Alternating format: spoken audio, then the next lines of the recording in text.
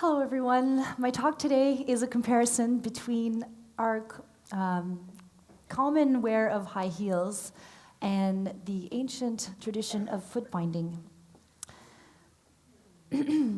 So, footbinding started in the 10th century, and it was the emperor's favorite concubine that decided to bind her feet and dance for him. He was especially thrilled with the amount of hip swaying that was going on and the definition in her legs because it was quite difficult to walk on stubbed feet. Shortly thereafter, the other concubines decided they wanted more attention and they wanted more, of his favors, so they all started doing the same thing. By the 17th century, it was a widespread practice. Men would search out women that had bound feet as a status badge of wealth and high society. If a family wanted their daughters to marry into high society, they had to bind their feet early on. These women were unable to work and were quite useless in the household except for being a decorative tool. Now, with this little history, do we see a basic comparison between why today women would choose to wear high heels and why the women back then decided to bind their feet? Because I personally think that I did have a little swagger coming up here, and it does make my legs kind of look sexier. But for the rest of this talk, I'm gonna shed and do a little shoe change. So, my area of expertise is injuries. Oftentimes, we have absolutely no idea why we're being afflicted with an injury. We're sitting in the movie theater, and suddenly it's like, I'm sitting, why am I hurting in my knee? Or I get recurring tension headaches. Why is that? It's probably stress at work. Well, there is likely things that we do in our daily lives that lead us to be in the path of those pains that are recurring all the time, and we're just not sure what it is. Well, here's a picture of a woman who's wearing high heels next to the same woman wearing flat shoes. We're born with a physiology that wants our foot to be on an even surface front to back. Our feet are completely jam-packed with nerve endings with the sole purpose of sending information from the bottom of the body all the way up to the top about the topography of the ground we're walking on, just so we don't fall on our faces. So when you're wearing high heels, you have a constant sending of the information to your body to change its posture to manage the heel being super elevated, like you're walking down a hill.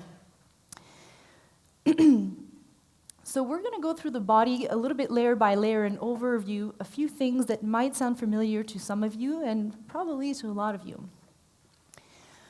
For example, that situation of, sitting in the car for a while and saying, my God, like my knee aches, or I go down for my morning coffee and then why am I suddenly limping? Well, when you wear your high heels, it promotes a lot of tension in your quadricep muscles. That is attached to your kneecap.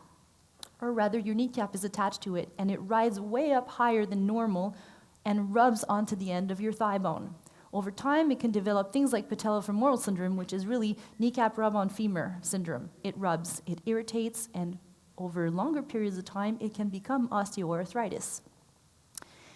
If you go up a little bit higher, you can have a hip bursitis from swaying too much and rubbing on the outside. You can have sciatica. You can have disc herniation. There's a whole lot of things. Fun. Here's another common one, bunions. I think everyone knows what a bunion is. What happens on the inside of the foot for your foot to look like that is if you're wearing too much pressure on the front of your foot, the pressure will make the foot bone of your big toe roll out and your big toe roll in, which creates that angle that pushes your shoes in and deforms them. That's because your toe actually becomes deformed in the bone. That takes Black & Decker tools and a surgeon to fix.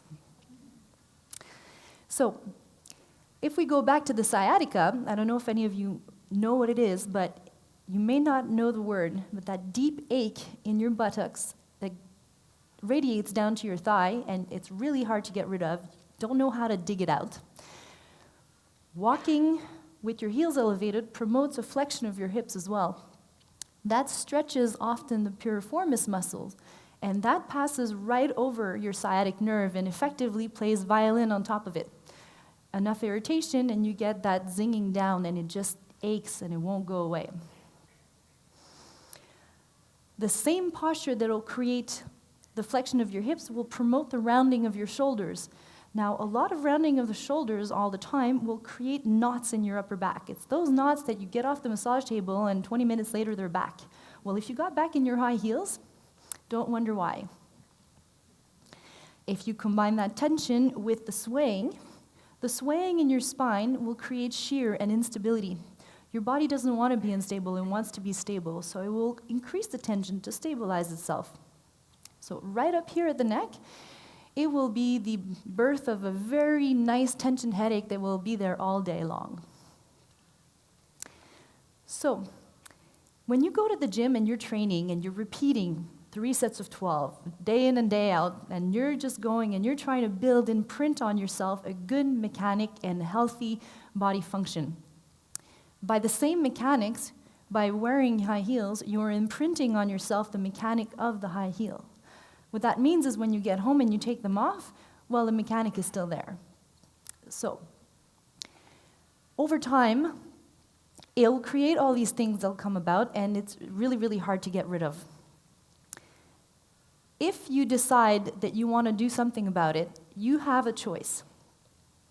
You can decide to wear them less, you can decide to wear them less often, and you can decide to have them less high. Those are the 3 rules that we can have described by the principle of moderation. Everything comes in moderation. You can have the best food in the world, and if you just have that, it won't be very good for you. So moderation is the key. If we are conscious of what we do to ourselves, and we keep doing it, what does that say? And then when you hear about all the problems that that I was discussing earlier, and you put that in the balance on the other side, it says,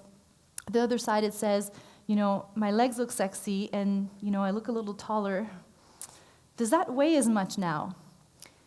So, I hope today that I accomplished just a little bit of an eye-opener, like an awareness of an idea. When you come to get dressed in the morning and you look at your shoe rack, you may rethink your outfit for the day once in a while, just for the purpose of better health and longer, healthier living in a happy state. So I would like to wish you all to age gracefully, and thank you very much for being here today.